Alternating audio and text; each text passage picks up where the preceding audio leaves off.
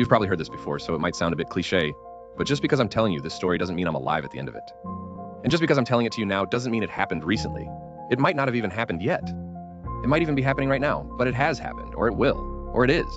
Time isn't of consequence to me. I looked at the body from top of the small ravine. It was a girl's body, or at least it used to be. The flesh was nearly rotted away and the bones were bent and snapped in a way meant to make disposing of it in the small, dark pit easier. The stench of it was sickening. The only way I could even tell the body was human was the long black hair matted around the skull. I glanced down at my glow-in-the-dark watch. It was 1 a.m., an hour after city curfew. My mom would be worried sick by now, and I can only imagine the verbal thrashing I'll get when I finally make it home. I looked down at the body again and then turned around to face the man pointing the gun at me. I had been taking a midnight jog through the woods near my house every other night for the last few months, so when the city council decided to instill the curfew, I didn't pay it much heed. Tonight, just like every other night, I bounded through the woods. But unlike every other night, something was off. The forest was dead quiet. The usually loud owls and the various chirps of insects were inexplicably gone. I rounded a bend in the trail and suddenly the usual earthy aroma of the woods was mixed with the acrid stench of something rotting. Curious, I followed the scent until I found myself staring down a small ravine.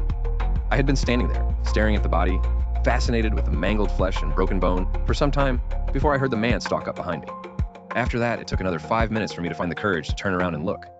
The man wore a baseball cap, and the shadow from one of the near trees obscured most of his face. The air around him buzzed with excitement. Under his cap's shadow, I could see the corner of an insane grin, attempting to stretch from ear to ear across his face. He took a step towards me. With its source gone, the shadow dissipated, and the man's face was bathed in moonlight. The look that the dim light revealed did nothing to calm my rattled nerves. His eyes were deep set in his head and seemed almost shriveled from age. The milk white of his outer eyes was massive and bright, compared to his small, dim black pupils. The corner of the maniacal grin I saw before was now visible across his whole wrinkled face.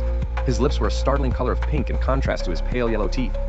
His nose looked like it had been broken about 3 more times than it can be, without being permanently mangled in a dead lump on your face. Add that to the fact that he was pointing a gun at me, and that there was a body crumpled a mere few feet below, you can understand that I was utterly terrified.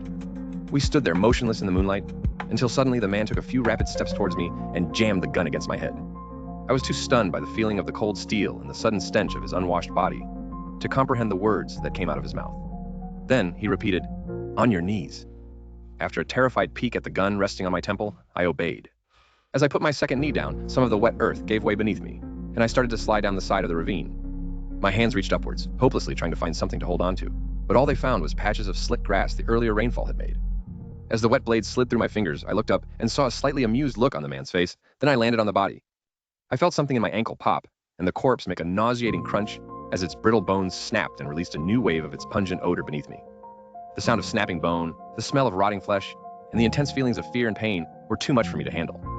I had one last thought before I threw up violently and fainted. It's still warm.